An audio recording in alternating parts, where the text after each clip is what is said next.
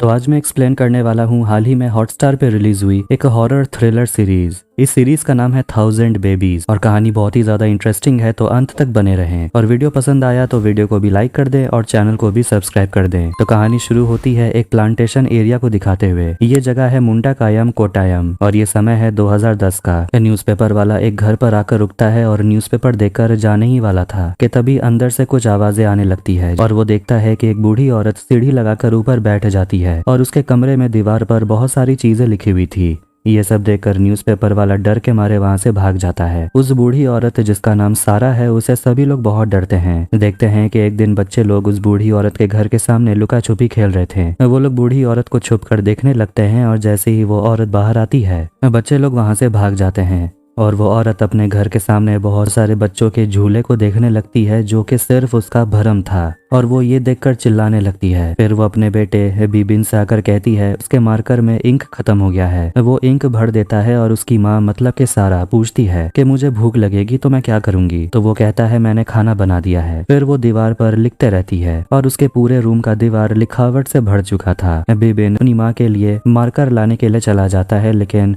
दुकान ही बंद था। फिर वो घर आते समय एक दुकान से मार्कर खरीदने का सोचता है लेकिन उस दुकान में भी मार्कर खत्म हो चुका था। जब वो घर पहुंचता है तो देखता है कि सारा खाना नहीं खाई थी, लेकिन ये सुनने के बाद कि उसका बेटा उसके लिए मार्कर नहीं लाया, सारा अपने कमरे में जाकर कोने में खड़े होकर बहुत जोर जोर से चिल्लाते रहती है। ये देखकर बिबिन तुरंत मार्केट जाता है और सभी दुकान में पूछने लगता है मार्कर है क्या। आखिर में उसे एक दुकान में मार्कर मिलता है और वो तुरंत घर आता है और अपनी माँ को मार्कर देता है जिससे उसके चेहरे पर खुशी आ जाती है। फिर वो अपने डायरी से देखकर दीवार पर कुछ लिखते रहती है लेकिन देखते हैं ये सब तो कुछ बच्चों से रिलेटेड था। अब ये है क्या, ये तो बाद में पता चल ही जाएगा। सुबह में बिबिन देखता है कि उसकी माँ हॉल में बैठकर फोटो को गौर से देख रही थी। फिर वो चला जाता है ब्रेकफास्ट बनाने। सारा फिर से दीवार पर लिखने में व्यस्त हो जाती है। उसके बाद में वो कुछ लेटर्स लिखने लगती है और उसे एनवलप में भर देती है। वो अपने पड़ोसी जोशी से मिलने के लिए जाती है और उसे पैसे देती है। कहती है कि मेरे लिए 1 किलो मीट लेकर आना। घर आते समय वो फिर से बच्चों के बहुत सारे झूलों को देखती है लेकिन इस बार वो चिल्लाती नहीं बल्कि इस बार वो खुश थी। बिबिन जब घर वापस आता है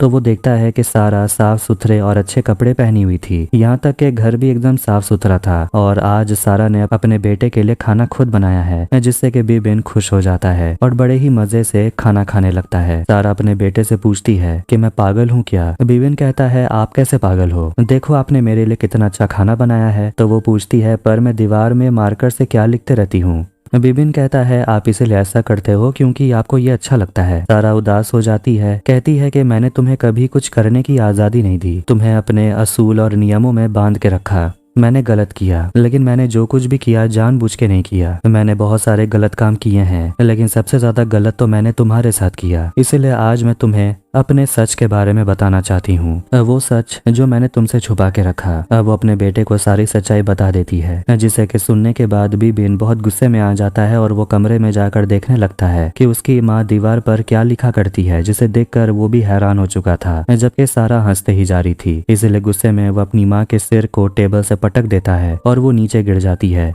और वो हंसते ही जा रही थी। बहुत खून बह रहा था तो थोड़ी देर में वो बेहोश हो जाती है। फिर हम सारा को हॉस्पिटल में देखते हैं। वो आईसीयू में एडमिट होती है और जब उसे होश आता है तो वो डॉक्टर से रिक्वेस्ट करती है कि मुझे एक एडवोकेट चाहिए और इस एरिया का सर्कल इंस्पेक्टर। कुछ समय के बाद डॉक्टर एडवोकेट राजन और सीआई नवाज हुसैन को बुलाते हैं और सारा उन दोनों को आने के लिए थैंक यू कहती है और उसने जो पहले लेटर लिखा था वो लेटर वो एडवोकेट को देती है। कहती है इसे मैजिस्ट्रेट को दे देना और वो एक लेटर नवाज हुसैन को देती है। जब दोनों बाहर आते हैं तो उन्हें जोशी मिलता है जो उन्हें बताता है कि ये औरत अपने पति से अलग रहती है। इसका एक बेटा भी है लेकिन फिलहाल वो बहुत समय से गायब है। पुलिस स्टेशन जाते समय नवाज हुसैन उस लेटर को पढ़ता है और उसके बाद वो तुरंत एसपी अनिल दास को बुलाता है जो फैमिली फंक्शन छोड़कर आए थे और उन्हें वो लेटर देता है। बताता है कि हॉस्पिटल गया था और वहाँ एक रिटायर नर्स सारा ओसेफ ने उसे ये लेटर दिया। लेटर पढ़ने के बाद अनिल नवाज हुसैन से कहता है उस एडवोकेट को रोको, कुछ भी हो जाए वो मैजिस्ट्रेट को लेटर ना दे पाए। एडवोकेट लेटर मैजिस्ट्रेट सैमुअल को दे देता है और इससे पहले वो लेटर खोलते वहां पर एसपी पहुंच जाते हैं और सैमुअल से कहते हैं कि मुझे आपसे कुछ अकेले में बात करनी है जो कि काफी कॉन्फिडेंशियल है। इसलिए वो एडवोकेट राजन को जाने को बोलते हैं। एसपी बताते हैं कि जो लेटर आपको मिला है यही सबसे बड़ा प्रॉब्लम है।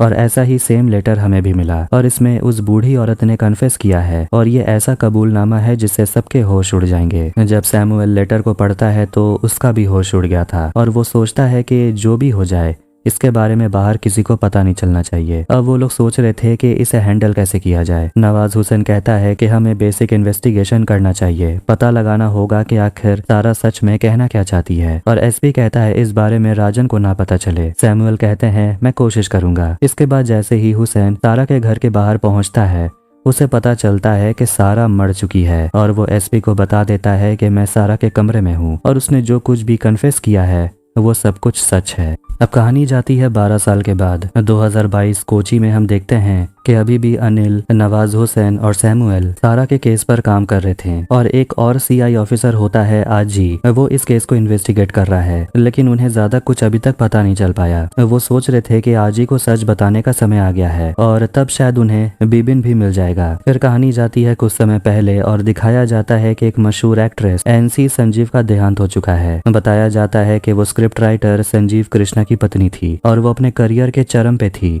लेकिन तभी ऐसा हादसा हो गया। सभी लोग यही सोच रहे थे कि आखिर इस मौत की वजह क्या हो सकती है। हॉस्पिटल में हम संजीव को देखते हैं जो कि एनसी का पति है और एमएलए पिंटू के साथ वो बैठा हुआ था। वो संजीव को सिगरेट पीने को बोलता है लेकिन संजीव कहता है कि ये सब करने से उसका दर्द कम नहीं होगा। बताता है कि आज उसका और उसकी पत्नी का जन्मदिन था। वो लोग शूट के बाद मिलने वाले थे लेकिन ये एक्सीडेंट हो गया। इसके बाद एनसी के डेड बॉडी को उसके गाँव काकानाड़ भेज दिया जाता है और फॉरेंसिक रिपोर्ट के अकॉर्डिंग उसके मरने की वजह हार्ट अटैक हो सकती है। डेड बॉडी को घर लाया जाता है और देखते हैं कि संजीव एक वीडियो बनाता है जिसमें वो कुछ कहने की कोशिश करता है, मतलब कि उसका एक व्लॉग चैनल है। तभी घर में बहुत सारे पुलिस ऑफिसर्स आ जाते हैं और साथ साथ मीडिया भी। जब संजीव नीचे आता है तो पिंटू उसे बताता है कि उसकी पत्नी ने देखा कि एनसी के छाती के नीचे में चाकू घुसाने का निशान था। आखिर ऐसा कौन कर सकता है, इसलिए एसपी अनिल को बुलाया जाता है और वो बताता है कि पोस्टमार्टम किया जाएगा और इस केस को देखेंगे सीआई आजी। अब आजी फॉरेंसिक टीम के साथ घर के आसपास वाले जगह को चेक कर रहे होते हैं तो उन्हें वहां पर वो टैबलेट्स देखने को मिलते हैं जो अक्सर हार्ट पेशेंट्स को दिया जाता है जब उन्हें बहुत पेन होता है। पोस्टमार्टम करने पर वो लोग देखते हैं कि एनसी को चाकू से मारा गया था और वो चाकू सीधा हार्ट के अंदर घुस गया था। इस बारे में वो लोग पुलिस को बताते हैं और कहते हैं कि स्टैब करने की वजह से पूरा कपड़ा खून खून हो गया था, शायद इसीलिए डॉक्टर को ये निशान देखने को नहीं मिला। लेकिन आजी को लगता है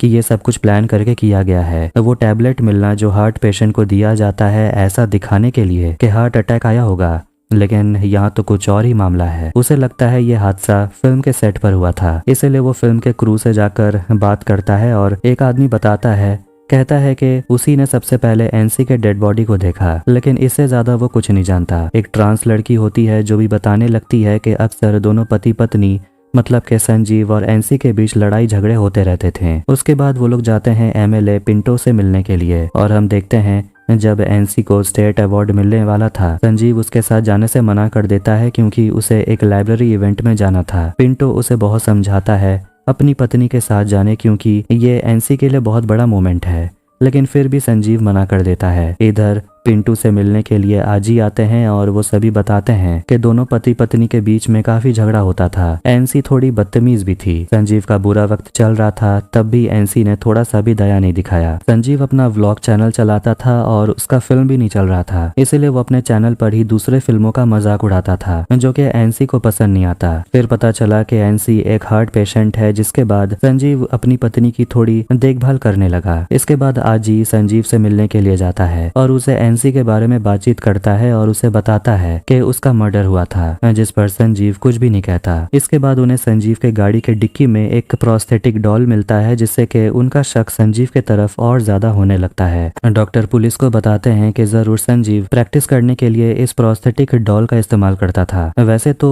वो अपना राइट हैंड इस्तेमाल करता है, लेकिन मर्डर के लिए लेफ्ट हैंड इस्तेमाल हुआ था और इसीलिए उसने काफी प्रैक्टिस भी की। एनसी के बॉडी में जहाँ पर जख्म पाया गया था वो इस बॉडी से बिल्कुल मैच करता है। अब इसके बाद संजीव को इंट्रोगेशन के लिए बुलाया जाता है और इंट्रोगेशन रूम काफी ठंडा था और संजीव कांप रहा था। आजी उसे कहता है कि तुम्हें मैं यहाँ पर कल तक रख सकता हूँ, लेकिन मैं ये करना नहीं चाहता क्योंकि मैं भी परेशान हो चुका हूँ। इसलिए बता दो कि एनसी को तुमने मारा या किसी और ने। आखिर तुमने वो प्रोस्थेटिक डॉल क्यों खरीदा? फ्लैशबैक में देखते हैं जहाँ संजीव अपने दोस्तों के साथ दारू पी रहा था। वहाँ वो कहने लगता है कि मेरी लगातार 8 फिल्में हिट हुई है और मैं चाहता तो बड़े लोगों के तलवे चाट सकता था, लेकिन मैं ऐसा नहीं करने वाला। वैसे भी मेरी सुपरस्टार मनीष से बात हुई है, मैं उसे अपने स्क्रिप्ट के बारे में मैंने बताया और उसे कहानी बहुत पसंद भी आई। वो मेरे साथ प्रोजेक्ट में काम करने वाला है। और तभी उसके व्हाट्सएप पर एक मैसेज आता है। उसमें उसकी पत्नी का फोटो था किसी और के साथ, जिसे वो देखकर डिलीट कर देता है। वो अपने घर आता है और एनसी संजीव के ऊपर चिल्लाने लगती है, कहती है कि तुम अपना ये चैनल बंद करो, ये हमारी मुश्किलें बढ़ा रहा है। और क्या तुम मनीष से मिलने के लिए गए थे? संजीव कहता है हाँ, वो मेरे फिल्म में काम करने वाला है। एनसी उसे कहती है ऐसा कुछ भी नहीं होने वाला, क्योंकि मनीष ने विलियम से कहा था कि संजीव उसे मिलने के लिए आया था और उसने मनीष को एक बेकार सी कहानी सुनाई और उन लोगों ने मुझे कहा तुम्हें समझाने के लिए ये सब दोबारा मत करना, क्योंकि तुम्हारे वजह से मैं एम्बेरस होती हूँ। वो ये तक कह देती है कि तुम ये सब करना बंद करो वरना मैं तुम्हें छोड़कर चली जाऊंगी। आजी उसे पूछता है तो फिर इसलिए तुमने अपनी पत्नी को मार दिया क्योंकि वो तुम्हें छोड़कर चली जाती? वो बताने लगता है कि वो बस एक चांस का इंतजार कर रहा था कि उसे एक अच्छी स्क्रिप्ट मिले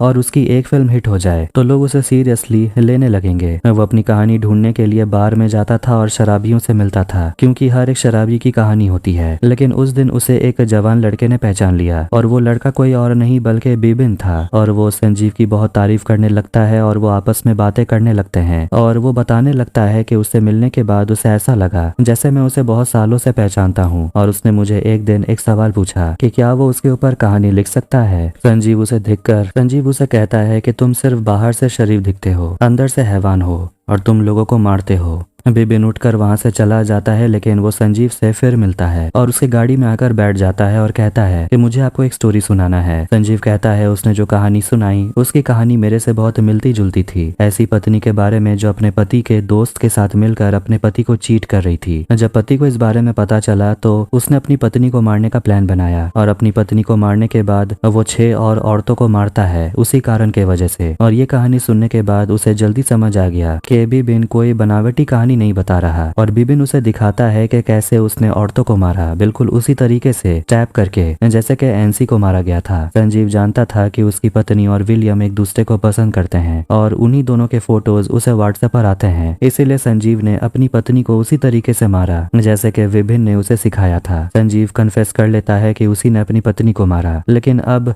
उनको पता लगाना होगा कि बिबिन है कौन। अगले दिन आजी से मिलने के लिए एक लड़की आती है, मर्लिन, जो कि लेबोरेटरी में काम करती है और उसे एक लेटर मिला था। बताती है कि एक्ट्रेस के मर्डर केस में जिस 2 लोगों को पकड़ा गया था उन्हीं 2 लोगों के डिटेल इस लेटर में है। उनके पेरेंट्स के नाम के साथ साथ उनका पता भी लिखा हुआ है।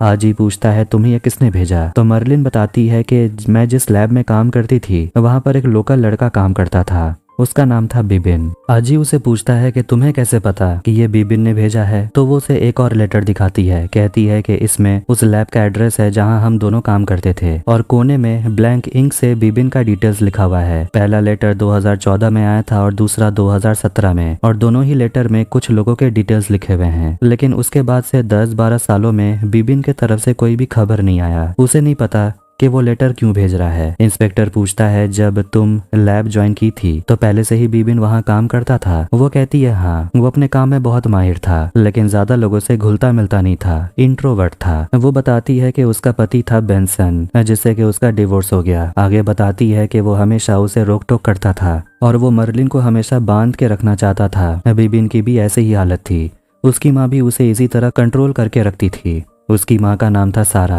कहानी जाती है फ्लैशबैक में और हम साल 2001 को देखते हैं। स्कूल का एक इवेंट होने वाला था जहाँ पर एक फादर आते हैं, मगर स्कूल के एक टीचर बताते हैं कि इवेंट तो पूरी तरह से चौपट हो चुका है क्योंकि जो स्टूडेंट टॉपर था उसकी माँ इस इवेंट में उसे आने से मना कर दी है। उन लोगों ने बहुत मनाया, फिर भी देखते हैं कि वो टॉपर कोई और नहीं बल्कि बिबिन था। उसकी माँ सारा अपने बेटे को शहर से दूर एक वीरान इलाके में लेकर आती है और वो लोग वहीं पर बस जाते हैं। 2 साल के बाद उसके घर में कुछ लोग आते हैं और सारा को समझाते हैं कि तुम्हारा बेटा होशियार है, उसे एंट्रेंस एग्जाम देने दो। मगर ये सब बातों में सारा को जैसे कोई दिलचस्पी थी ही नहीं। वो उन लोगों से कह देती है कि बिबिन को क्या पसंद है क्या नापसंद है, उसका क्या करना है क्या नहीं, ये मैं डिसाइड करूंगी, स्कूल या फिर चर्च कमेटी नहीं। मर्लिन कहती है कि उसकी माँ की इसी हरकत के वजह से इतना जीनियस लड़का लैब में मामूली सा टेक्नीशियन का जॉब करता था। आजी पूछता है तो फिर उसने तुम्हें यह खत क्यों भेजा। फिर हम फ्लैशबैक देखते हैं कि जब मर्लिन उस लैब में काम करती थी तो वो सज धज कर जाती थी, जिससे कि गांव का एक आदमी उसे काफी गंदी नजरों से देखता था। लेकिन लैब में बिबिन उसे बहुत पसंद करता था और मर्लिन भी उसे बहुत पसंद करती थी क्योंकि वो काफी सिंपल लड़का था। बिबिन अपने लिए एक नया फोन खरीदा था और उसमें कैमरा था, इसीलिए दोनों एक सेल्फी लेते हैं, फिर दोनों किस करते हैं और वही फोटो वो लड़की इंस्पेक्टर को दिखाती है। कहती है हमारा रिलेशनशिप कैसा था क्या था ये तो मैं आपको नहीं समझा सकती, लेकिन इन खत का कुछ तो मतलब है, वो कुछ तो बताना चाहता है, इसलिए मैं आपसे मिलने के लिए आई हूँ। इसके बाद आजी जाते हैं संजीव से मिलने के लिए और उसे पूछते हैं क्या बार में बिबिन से मिलने से पहले क्या तुम पहले कभी उसे देखे हो। वो कहता है नहीं। इंस्पेक्टर उसे फोटो दिखाते हैं, कहते हैं क्या यही है बिबिन। संजीव कहता है नहीं, क्योंकि उसे जो बार में मिला था उसकी तो बहुत बड़ी बड़ी दाढ़ी थी। आजी के पास बिबिन का एड्रेस था, इसीलिए वो चला जाता है उससे मिलने के लिए। लेकिन एक पड़ोसी आजी को सारा के घर तक ले आता है, मगर वो कहता है कि इस घर में अब कोई नहीं रहता। घर पहुंचने के बाद वो पड़ोसी बताता है कि सारा के मरने के 3 साल के बाद बिबिन ने मुझे कॉल किया था कि वो इस घर को बेचना चाहता है और वो मुझसे खरीदार के बारे में पूछ रहा था। अब ये घर उसी पड़ोसी की पत्नी का है। पिछले हफ्ते तक यहाँ किराएदार रहते थे। आज ही सारा के कमरे में आता है, मगर दीवार पूरी तरह से पेंट हो चुका था तो वहाँ पर उसे कुछ भी लिखा हुआ नहीं मिलता। इसके बाद वो जाता है उसी हॉस्पिटल में जहाँ सारा एडमिट हुई थी। अब वहाँ वो डॉक्टर से बात करता है तो डॉक्टर भी बताता है कि मरने से पहले उसकी बहुत अजीब ख्वाहिश थी। उसने डॉक्टर और इंस्पेक्टर दोनों को खत दिया। आजी पूछता है कि उस वक्त इंस्पेक्टर कौन था। डॉक्टर बताते हैं CI हुसैन। इसके बाद वो पहुंचता है नवाज हुसैन से मिलने के लिए, लेकिन वहां पर उसे एक पहचाना हुआ लड़का मिलता है जो है सब इंस्पेक्टर अंसारी। दोनों थोड़ा बहुत बात करते हैं और उसके बाद वो जाता है DYSP नवाज हुसैन से मिलने के लिए। नवाज उसकी तारीफ करता है कि उसने NC के केस को अच्छे से हैंडल किया। फिर वो दिखाता है कि वही खत जो उस लड़की ने इंस्पेक्टर को दिया था। कहता है कि ये जो तीसरा लेटर है उसमें NC और उसके हस्बैंड संजीव की डिटेल्स है। उसके साथ साथ इसमें और 2 लोगों की जानकारी है। बिबिन ने मर्डर से 1 हफ्ते पहले ये सब कुछ अपने एक कलीग मर्लिन को भेजा था, लेकिन संजीव ने कहा कि उसकी जिस बिबिन से मुलाकात हुई थी वो दूसरा ही बिबिन था, जिससे कि इंस्पेक्टर कंफ्यूज हो गए। इसीलिए वो पता लगाने के लिए निकला कि आखिर वो बिबिन था कौन। वो नवाज हुसैन से पूछने लगता है कि जब आप मुंडा कायम में थे तो सारा नाम की एक रिटायर्ड नर्स गुजर गई थी। उन्होंने मरने से पहले आपको एक खत लिखा था। उस खत को लिखने वाला भी बिबिन था। हुसैन हैरान हो जाता है कि ये जो इतने साल पहले हुआ था वो फिर से होना शुरू हो गया। आजी हुसैन को कहता है कि मुझे बस जानना है कि सारा के उस लेटर में क्या लिखा है, तब शायद मैं इस केस को क्रैक कर लूं। हुसैन इसके बारे में उसे कुछ भी नहीं बताना चाहता था और इसीलिए वो इस बारे में सैमुअल और अनिल से बात कर रहा था। कहता है कि हमें आजी के इन्वेस्टिगेशन को ब्लॉक करना होगा और हमारे पास कोई और दूसरा ऑप्शन नहीं है। हमें उसे सब कुछ सच बताना होगा और आजी के मदद से ही हम बिबिन को ढूंढ सकते हैं। सैमुअल कहते हैं कि हमें किसी भी तरह बिबिन को ढूंढना है और सारा के खत में क्या लिखा है ये बाहर नहीं आना चाहिए, वरना हंगामा हो जाएगा। इसलिए हमें आजी को बताना होगा इसके बारे में। फिर वहाँ पर इंस्पेक्टर आजी आते हैं और वो भी कहने लगते हैं कि कैसे वो NC के केस से सारा के खत तक पहुंच गया। सैमुअल उसे बताता है कि पिछले 12 साल से हमने उस खत को सीक्रेट रखा है। तुम्हें जल्दी पता चल जाएगा उस लेटर में क्या है। उसमें सारा ने कन्फेस किया है, लेकिन उसने जो कुछ भी किया उसका उसे जरा सा भी पछतावा नहीं है। हुसैन उसे बताता है कि एक हॉस्पिटल है बच्चों और औरतों के लिए। वहीं पर सारा नर्स का काम करती थी। वहाँ वो हेड नर्स थी और वहाँ उसने 6 साल काम किया, 1980 से 1985 तक, और उसके काम करने के दौरान 1000 से भी ज्यादा बच्चों का जन्म हुआ। सारा ने उन बच्चों की अदला बदली की। देखते हैं कि सारा जिसका लड़का होता था उसके जगह लड़की रख देती थी और ऐसे ही वो बच्चों को इंटरचेंज कर देती थी। यहाँ तक कि वो अलग अलग धर्मों के बच्चों को भी अदला बदली करती थी। बच्चों की अदला बदली करके वो बाहर परिवार को दिखाती थी और परिवार वाले तो प्यार से यही कहते हैं कि बच्चे के नाक को देखो बाप पे गया है, आंख देखो माँ पे गया है, लेकिन उन्हें क्या पता बच्चा ही बदल दिया गया है। ये सब देखकर सारा को बहुत मजा आता था जब परिवार वाले दूसरे बच्चों को अपना समझकर पालते हैं। आज ही ये सब सुनकर हैरान हो गया था। कि कोई ऐसे कैसे कर सकता है। अनिल बताता है कि सारा के ऊपर बहुत जिम्मेदारी थी, इसलिए उसकी शादी भी लेट हुई। उसके बांझ होने के वजह से उसके पति ने उसे छोड़ दिया। सारा की जिंदगी बर्बाद हो गई। दूसरों को खुश देखकर उसे काफी गुस्सा आता था और फ्रस्ट्रेट होकर उसने ये सब कुछ घिनौना काम किया। बच्चों की अदला बदली करना उसने शुरू कर दी। उसने जितने भी बच्चों की अदला बदली की थी उसकी सारी डिटेल उसके पास थी। फिर जैसे ही वो बूढ़ी होती गई उसे डर सताने लगा कि कहीं वो सारी जानकारी खो ना दे, और इसलिए उसने परमानेंट मार्कर के साथ सारी डिटेल अपने दीवार पर लिखने लगी। आज ही पूछता है बिबिन का क्या। कहानी जाती है 1985 में दिसंबर 9 के समय। देखते हैं कि उस हॉस्पिटल में एक औरत आती है। उसकी बेटी का डिलीवरी होना था। वो डॉक्टर को ढूंढ रही थी, मगर सारा जो कि हेड नर्स है वो कहती है मैं सब कुछ संभालूंगी। मगर वो औरत उसे कहती है कि हमें वो बच्चा नहीं चाहिए, मुझे बस मेरी बेटी चाहिए। इसके बाद सारा अंदर आती है और वहां पर 2 पेशेंट होती है।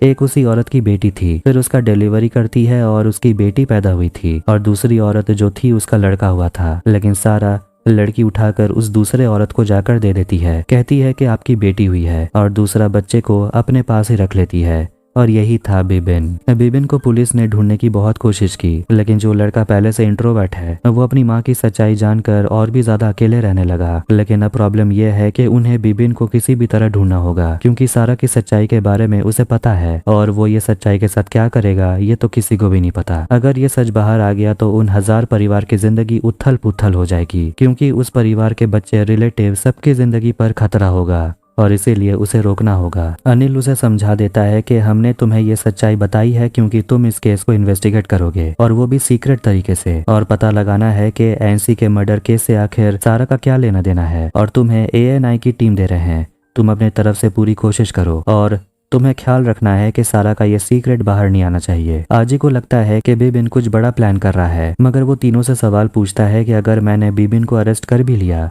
उसके बाद क्या। उसके बाद आजी जब हॉस्पिटल में होता है तो देखते हैं कि आजी की पत्नी भी एक बेटी को जन्म देती है, लेकिन उसके दिमाग में तो सारा की कहानी घूम रही थी। इसलिए उसे लग रहा था कहीं नर्स ने बच्चा अदला बदली तो नहीं कर दिया। तभी उसे विनोद फोन करता है जो उसके टीम में है। बताता है कि DYSP नवाज हुसैन ने आजी से बात करने को बोला है। आजी उसे कहता है कि उसे काम पर वापस आने में 2 दिन लग जाएगा, इसीलिए वो कहता है कि उसे SI अंसारी से जाकर मिलने के लिए। वो तुरंत ऑफिस पहुंचता है, जहां पर देखते हैं कि ANI की टीम इस केस पर काम कर रही थी, और विनोद उन्हें एक कुरियर देता है, लेकिन ये पासवर्ड प्रोटेक्टेड है, और उनसे कहता है कि इसमें कुछ इमेजेस हैं जो रिट्रीव करना है, और उसे खोलने का पासवर्ड होता है 1000+ बेबीज। इसके बाद आजी आता है तो देखते हैं कि उसकी टीम में उस ड्राइव में से सारी इन्फॉर्मेशन निकाल ली होती है, और उन्हें बहुत लोगों के डिटेल्स मिलते हैं। आजी अपने टीम में, जिसमें कि सिर्फ 2 लोग हैं, अंसारी और विनोद, उन्हें समझा देता है कि इस केस के बारे में बाहर किसी को भी मत बताना, हमें बिबिन को ढूंढना है, उसे पकड़ना है, लेकिन आखिर क्यों हमें ये भी नहीं पता। लेकिन इस इन्वेस्टिगेशन के जरिए हम ये जवाब भी ढूंढ रहे हैं। आजी कहता है कि शुरुआत हम इससे करते हैं। बिबिन और रेणुका MS, रेणुका मोहन स्वामीनाथन और रेखा मोहन की बेटी है, लेकिन असल में वो बिबिन के पेरेंट्स हैं,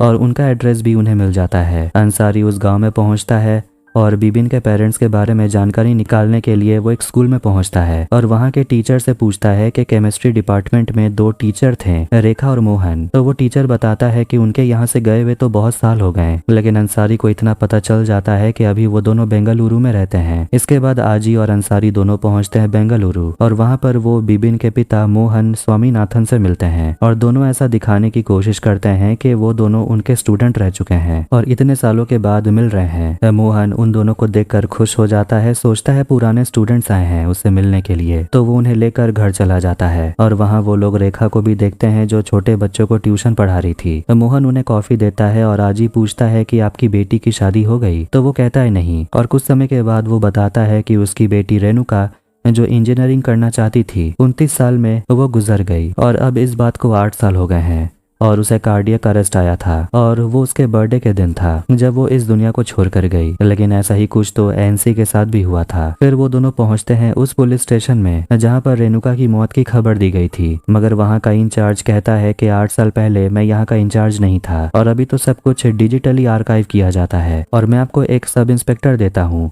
वो आपकी मदद कर देगा। अब डिजिटली रिपोर्ट पढ़ने पर पता चलता है कि रेणुका की मौत कार्डियक अरेस्ट से नहीं बल्कि ड्रग ओवरडोज से हुई थी। सब इंस्पेक्टर बताता है कि जिस अपार्टमेंट में रेणुका रहा करती थी। रात के 11:15 बजे उसके घर के बाहर इस नंबर की एक ब्लैक स्विफ्ट कार देखने को मिली थी। उस गाड़ी में रेणुका के दोस्तों को रेणुका बेहोश मिली थी और उस दोस्तों ने पुलिस को कॉल किया, लेकिन पुलिस के आने से पहले ही रेणुका की जान जा चुकी थी। आजी पूछता है कि उस समय इस केस को इन्वेस्टिगेट कौन कर रहे थे, तो वो सब इंस्पेक्टर बताता है नित्या मुथैया। फिर दोनों जाते हैं नित्या से मिलने के लिए और वो बताती है कि इस केस को मैं कभी नहीं भूलूंगी, क्योंकि उस लड़की की जान ड्रग ओवरडोज के वजह से हुई, वो भी क्रिस्टल मेथ के वजह से, जो कि उस समय बहुत कम मिला करता था। आजकल तो नॉर्मल है और ये केस कभी सॉल्व भी नहीं हुआ। लोगों से इस केस को सीक्रेट रखना सही था, नहीं तो लोग जानने की कोशिश करते कि आखिर वो लड़की किस ड्रग्स के वजह से मरी है। और हम लोगों ने पार्टी में भी सभी को चेक किया, लेकिन किसी के अंदर ड्रग्स नहीं मिला, सभी क्लीन थे, बस सिर्फ अल्कोहल मिला। क्रिस्टल मेथ का सोर्स हम ट्रैक नहीं कर पाए। नित्या पूछने लगती है कि आखिर आप लोग इस केस के बारे में इंटरेस्टेड क्यों हैं? आजी कहता है कि हम लोग एक ड्रग रैकेट का भांडाफोड़ करना चाहते हैं, इसलिए हमें लगा कि शायद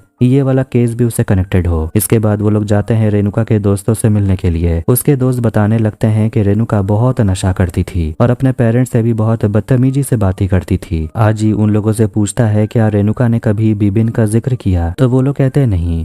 जब इंस्पेक्टर उसे फोटो दिखाता है तो एक लड़का कहता है मगर इसका नाम तो हर्षन है, वो हमारे साथ ही काम करता था, वो भी यहीं मौजूद था जब रेणुका की मौत हुई। जब वो काम करने आया था तो उसके और रेणुका के बीच काफी अच्छी दोस्ती हो गई थी। देखते हैं कि कैसे रेणुका और बिबिन मतलब के हर्षन दोनों की दोस्ती हुई, और ये भी देखते हैं कि कैसे रेणुका अपनी माँ पर, अपने पेरेंट्स पर चिल्लाते रहती थी। एक लड़की बताती है हर्षन रेणुका के पेरेंट्स की बहुत इज्जत करता था और वो लोग भी हर्षन को बहुत पसंद करते थे। लेकिन फिर वो लोग बताने लगते हैं कि वो सभी लोग वैसे ही अपार्टमेंट में जाकर पार्टी करते थे, क्योंकि वो अपार्टमेंट काफी शांत जगह में है और वहाँ वो लोग लाउड म्यूजिक सुन सकते हैं। रेणुका के साथ कहीं भी जाना काफी रिस्की होता था, क्योंकि वो तमाशा कर देती थी।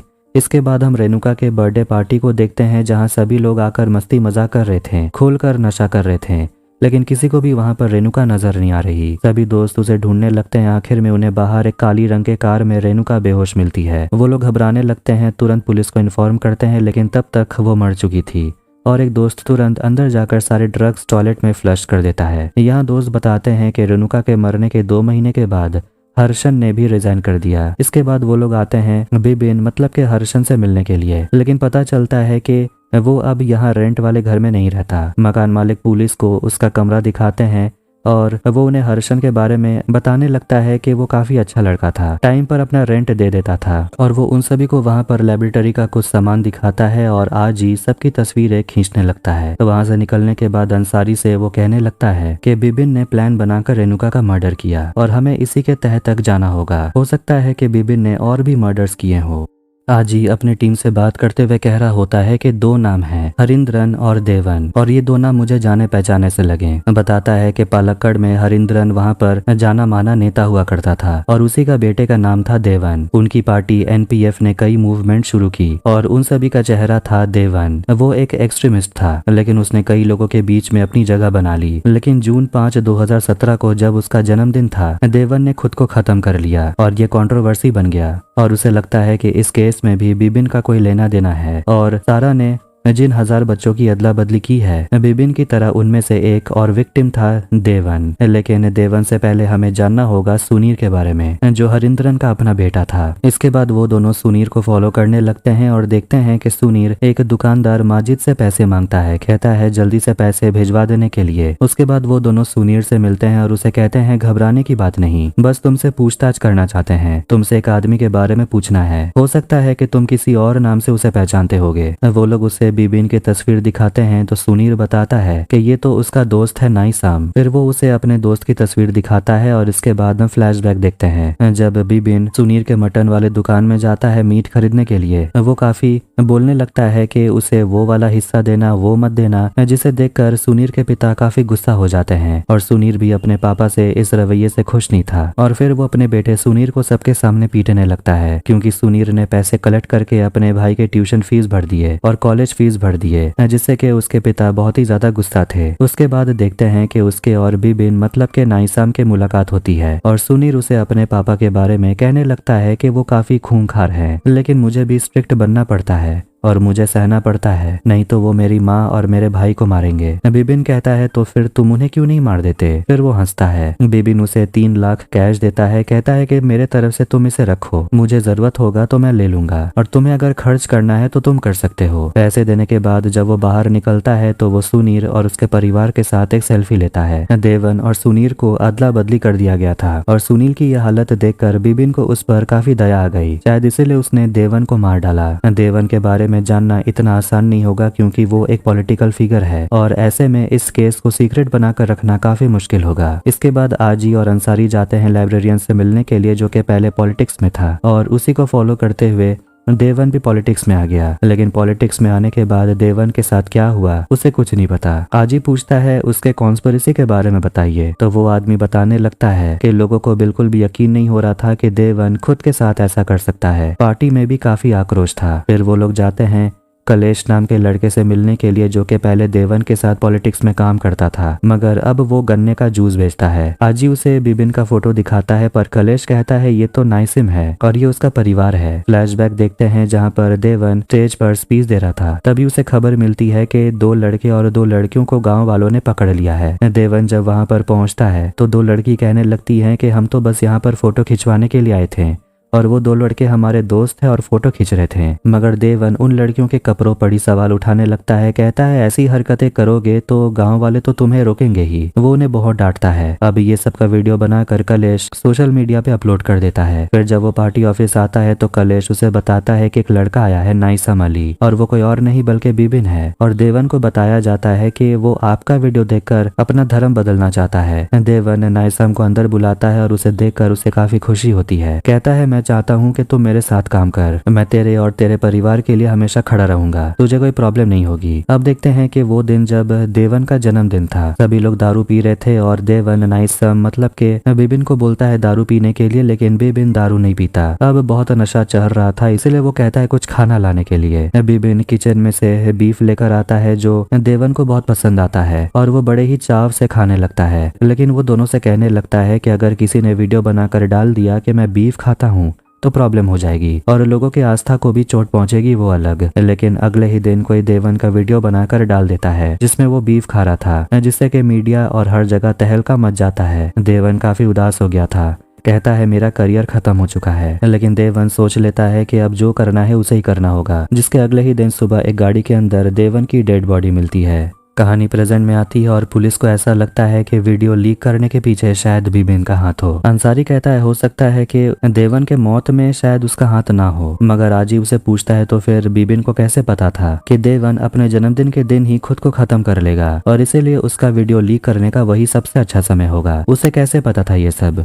उसने ड्रिंक में कुछ मिलाया होगा। मगर अंसारी पूछता है मगर सारी रात तो बिबिन कलेश के साथ था। आजी कहता है यही तो हमें पता लगाना है कि आखिर चल क्या रहा है। इसके बाद ANI की टीम फिर से आती है संजीव से बात करने के लिए और आजी उसे दिखाता है कि ये सारे डाटा संजीव के फोन से मिला है और ये संजीव के फोन में किसी अननोन नंबर से आता था। फिर एक फ्लैशबैक देखते हैं कि संजीव को एक अननोन नंबर से मैसेज आता है। उसे स्क्रीनशॉट मिला था जिसमें कि उसकी पत्नी विलियम से बात कर रही थी, इसलिए वो जाता है अपनी पत्नी एनसी का फोन चेक करने के लिए। मगर उसकी पत्नी वहां आ जाती है, कहती है कि मुझे इस बात का दुख नहीं है कि तुम मेरा फोन चेक कर रहे हो, दुख तो इस बात का है कि तुम खुद पर भरोसा नहीं करते, तुम्हें अपने मर्दानगी पर भरोसा नहीं है। इसके बाद वो बिबिन से जाकर मिलता है और वो भी उसे एनसी के खिलाफ भड़काने लगता है। कहता है कि उस हर औरत को मर जाना चाहिए जो अपने पति को धोखा देती है। अब देखते हैं कि एनसी का बर्थडे आता है और संजीव अपनी पत्नी को बर्थडे विश करता है, मगर वो उसे कह देती है कि मेरे लिए कुछ भी प्लान मत करना क्योंकि मैं काम में बिजी रहूंगी और मेरे लिए कुछ गिफ्ट फालतू में मत खरीदना, बस पैसे बर्बाद करोगे तुम। अब एनसी के इस बर्ताव से संजीव थक चुका था, इसीलिए उसने अपनी पत्नी को मारने का सोचा। इस इंट्रोगेशन का वीडियो बनाकर आजी, सैमुअल, अनिल और नवाज हुसैन को दिखाता है। बताता है कि साइबर सेल ने कंफर्म किया है कि संजीव को जो स्क्रीनशॉट भेजा करता था उसकी पत्नी और विलियम का वो स्क्रीनशॉट फेक था, मतलब कि ये किसी का प्लान था और ये प्लान बिबिन का था। मगर अनिल पूछता है कि संजीव वाला बिबिन तो अलग है। आजी उसे रेणुका की फोटो दिखाता है और हम देखते हैं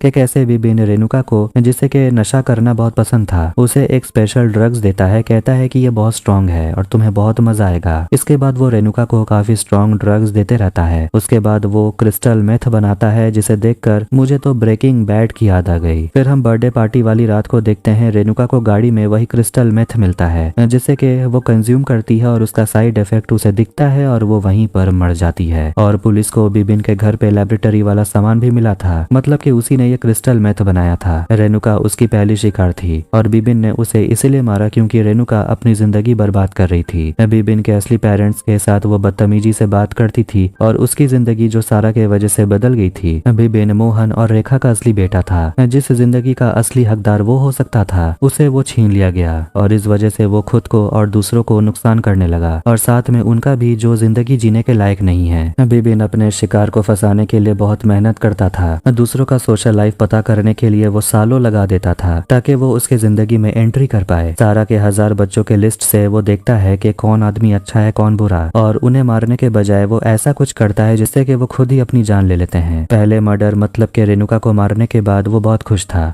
और वो साइकोपाथ बन गया था। इसके बाद उसने देवन को मारा और आजी को लगता है कि जरूर बिबिन का कोई साथ दे रहा है और उसके साथ मिलकर उसने देवन को मारा। देखते हैं कि देवन जब बीफ खाने के बाद अपने घर आता है, वो फिर से कहीं बाहर चला जाता है और एक जगह रुककर दारू पीने लगता है और सोच रहा था कि अब उसका वीडियो बाहर आ गया है तो अब उसका क्या होगा। फिर वो गाड़ी में आकर बैठता है, तभी हम देखते हैं कि कोई पीछे से आता है और जबरदस्ती देवन के मुंह में पेस्टिसाइड डाल देता है, जिससे कि देवन वहीं मर जाता है। नवाज हुसैन पूछता है कि आखिर बिबिन इतनी सफाई से खून कैसे कर सकता है। आजी कहता है कि उसका तेज दिमाग ही उसका सबसे बड़ा हथियार है, उन्हें तुरंत बिबिन को ढूंढना होगा, लेकिन लिमिटेड रिसोर्स के वजह से इन्वेस्टिगेशन आगे बढ़ाना काफी मुश्किल हो रहा है। अब हमें ये सीक्रेसी बंद करना होगा और हमें फोर्स को शामिल करना होगा, वरना और खून होगा। लेकिन उन्हें डर है कि अगर बिबिन की स्टोरी बाहर आ गई तो सारा ने क्या किया था ये सब कुछ भी बाहर आ जाएगा और ये कोई छोटी मोटी प्रॉब्लम नहीं है। बहुत सोचने के बाद अनिल उसे कह देता है कि हम तुम्हारी मदद करने के लिए तैयार है, लेकिन फिर भी तुम्हें चुपचाप अपना इन्वेस्टिगेशन कैरी ऑन करना होगा। मगर हाजी कहता है कि अगर बिबिन पकड़ा गया तो उसके बाद क्या करेंगे, फिर तो सब कुछ सामने आ ही जाएगा। मगर वो लोग कहते हैं कि तुम्हें बिबिन को ढूंढकर खत्म कर देना है। अब हम फिर से एडवोकेट राजन को देखते हैं, जिसे हमने कहानी की शुरुआत में देखा था। वो किसी सोनी नाम के आदमी से बात कर रहा था, फिर उसे विनीत मिलता है और वो राजन को सारा की याद दिलाता है। कहता है अरे वही पेशेंट जो पुलिस और मैजिस्ट्रेट को एक एक खत लिख कर दी थी, 12 साल हो गए उस बात को। विनीत पूछता है आपको पता है कि उस खत में क्या लिखा था। राजन कहता है मैंने तो मैजिस्ट्रेट को दे दिया था, सैमुअल ने इस बारे में कुछ बताया नहीं। विनीत बताने लगता है कि सीआई आजी जो एनसी के केस को इन्वेस्टिगेट कर रहे थे, सुना है कि वो सारा के बारे में भी बात कर रहे थे। मुझे तो कुछ गड़बड़ लग रहा है। इधर ANI ऑफिस में देखते हैं कि सभी लोग सोच रहे थे कि पता नहीं बिबिन का अगला टारगेट कौन होगा। अंसारी कहता है कि वो अक्सर एक विक्टिम को मारने के बाद गैप लेता है 2-3 साल का। तभी उन्हें एक और लेटर मिलता है और उसमें 2 लोगों का नाम था, जिनको भी हॉस्पिटल में इंटरचेंज कर दिया गया। ये देखकर आजी का होश उड़ जाता है और ये खत बिबिन के तरफ से आया था, क्योंकि हैंडराइटिंग भी मैच हो रहा था। अब वो लोग सोचते हैं कि आखिर इस इन्वेस्टिगेशन के बारे में उसे कैसे पता चला। आज ही समझ जाता है बिबिन ने ओपन चैलेंज दिया है और वो इन दोनों में से किसी को मारेगा, लेकिन वो कौन है ये तो पुलिस को ही पता लगाना होगा। आजी बिनो से कहता है कि मुझे इन दोनों के बारे में सारी डिटेल्स चाहिए। तभी आजी को मर्लिन का मैसेज आता है जो बताती है कि उसे भी एक लेटर मिला और उसमें 2 लोगों का डिटेल है। आजी उसे मिलने के लिए जाता है और मर्लिन बताती है कि वो बस 10-15 मिनट के लिए घर से बाहर गई थी और उसे यहाँ पर खत मिला। वो लोग गैरेज में जाते हैं जहाँ मर्लिन गई हुई थी और जब वो लोग CCTV फुटेज चेक करते हैं तो उन्हें वहाँ पर स्कूटी पर बैठा हुआ लाल जैकेट वाला आदमी दिखने को मिलता है और उसे अपनी टीम का फोन आता है जो भी बताते हैं कि उनको कुरियर किसी लड़के ने दिया था जो कि लाल रंग का जैकेट पहना हुआ था, जिसपे वे फास्ट कुरियर लिखा हुआ था, लेकिन पता चला ऐसा कोई कुरियर सर्विस है ही नहीं। अब उनके पास फोटो था, लेकिन मर्लिन कहती है ये तो बिबिन नहीं दिखता। अनिल भी सोच रहा था कि आखिर बिबिन को ये सब के बारे में कैसे पता चला। आज से 2 हफ्ते के बाद सनल और खलील जिब्रान इन दोनों का जन्मदिन है और इन दोनों में से कोई एक मरने वाला है। सबसे पहले उन्हें इन दोनों को ढूंढना होगा। वो लोग जाते हैं सनल को ढूंढने के लिए और वो लोग एक आदमी से मिलते हैं जो कि सनल के पिता हैं। वो बताते हैं कि तूफान में जो कि 2013 में आया था, उसी में उसका बेटा सनल की मौत हो गई। इसीलिए उन्हें समझ आ जाता है कि अब बिबिन का अगला शिकार खलील जिब्रान होगा। अंसारी कहता है पता चला है कि जिब्रान के पिता का नाम मुरली है जो एक लाइब्रेरियन थे। वो दोनों मुरली से मिलने के लिए पहुंचते हैं और वो लोग पूछते हैं कि हम लोग यहाँ पर जिब्रान से मिलने के लिए आए हैं। मुरली बताता है कि उसकी पत्नी सोमलता जब इस दुनिया में नहीं है। उन दोनों का एक ही बेटा था जिब्रान, जो काफी होशियार था। मैंने उसे सब कुछ दिया। उसने सबसे पहले नशा मेरे सामने किया, लेकिन वो धीरे धीरे आउट ऑफ कंट्रोल हो गया। रोज नशा करता था, हम दोनों के साथ बदतमीजी करता था, झगड़े करता था। देखते हैं कि एक रात जिब्रान दारू पीकर अपने पापा पर बहुत चिल्लाता है। कहता है कि मेरे दोस्तों से मेरे बारे में कभी मत पूछना, नहीं तो मैं तुम्हें और माँ को घर में बंद करके आग लगा दूंगा। अगले दिन जब वो सोकर उठता है, वो अपने फोन से किसी को कॉल लगा रहा था, लेकिन शायद उसका रिचार्ज खत्म हो गया था। वो अपनी माँ से कहता है मुझे फोन दो, मुझे कॉल करना है। लेकिन उसकी माँ कहती है कि मैं तेरे नखरों से थक चुकी हूँ, मैं तेरी कोई मदद नहीं करने वाली, यहाँ से चला जा। गुस्से में आकर जिब्रान अपनी माँ को मार डालता है और इसीलिए जिब्रान को जेल हो गई थी और वो अब यहाँ नहीं रहता। जिब्रान को ही मर जाना चाहिए था। मुरली बताता है कि जब उसका बेटा छूट गया था तो एक दिन वो उसे मिलने के लिए आया भी था, तब वो अपने होश में था। बताता है कि जब अपनी माँ को मारा तो वो अपने होश में नहीं था, गलती हो गई। वो अपने पापा से माफी मांगता है और उसके बाद मुरली अपने बेटे को देखने की भी कभी कोशिश नहीं की। मुरली कहता है कि मेरी पत्नी के फोटो पर मंगलसूत्र लटका हुआ था, मगर जिब्रान ने मंगलसूत्र भी चुरा लिया।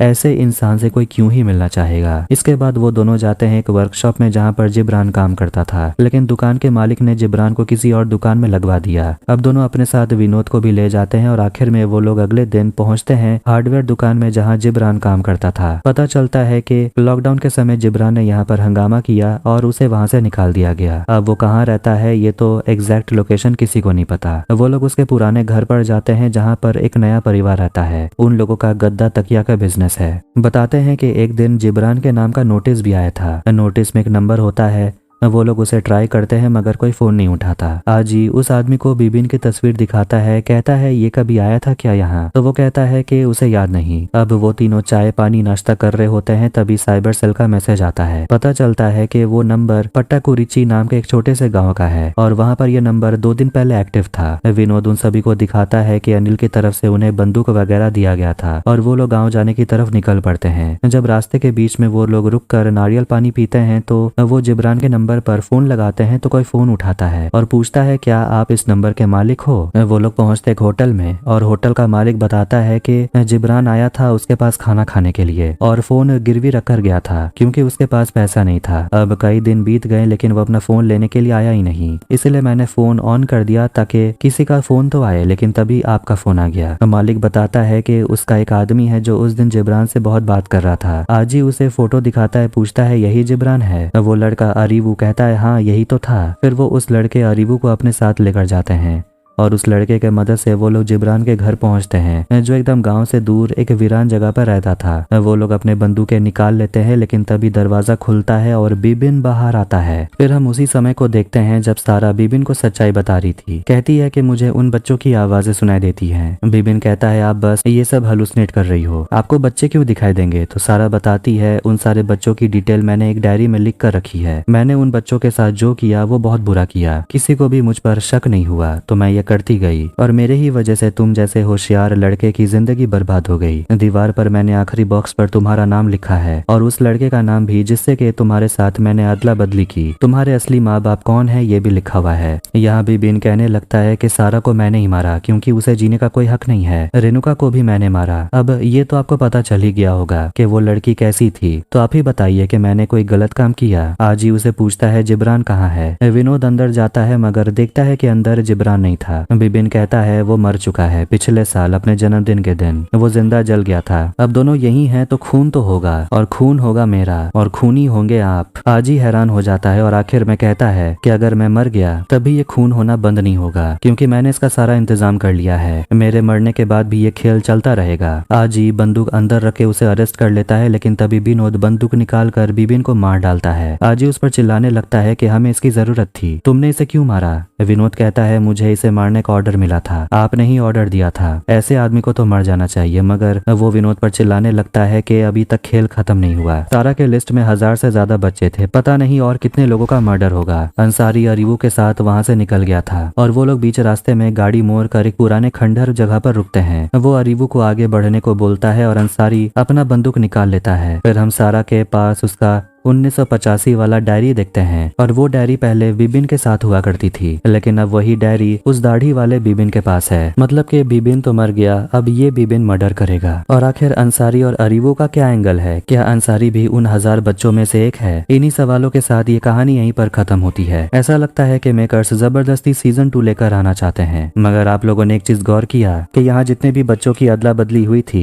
बच्चों और उनके असली माँ बाप के क्वालिटीज बिल्कुल मिलते जुलते हैं। जैसे कि बिबिन की बात की जाए तो वो काफी ज्यादा इंटेलिजेंट था, जो कि उसके असली माता पिता भी थे जो कि टीचर थे। देवन को बीफ खाना बहुत पसंद था और उसके असली पापा को देखा जाए तो वो भी कसाई थे। मतलब के राइटर्स ने बच्चे और पेरेंट्स के बीच क्वालिटीज को मिलाने की कोशिश तो की है, मगर फिर भी सीजन 1 से बहुत कुछ मिसिंग है जो शायद सीजन 2 में देखने को मिलेगा। और इसी के साथ सीजन 1 यहीं पर एंड होती है। तो आपको ये वीडियो कैसा लगा कमेंट करके जरूर बताएं। वीडियो पसंद आया तो वीडियो को भी लाइक कर दे, चैनल को भी सब्सक्राइब कर दें। मिलते हैं नेक्स्ट वीडियो में। Take care.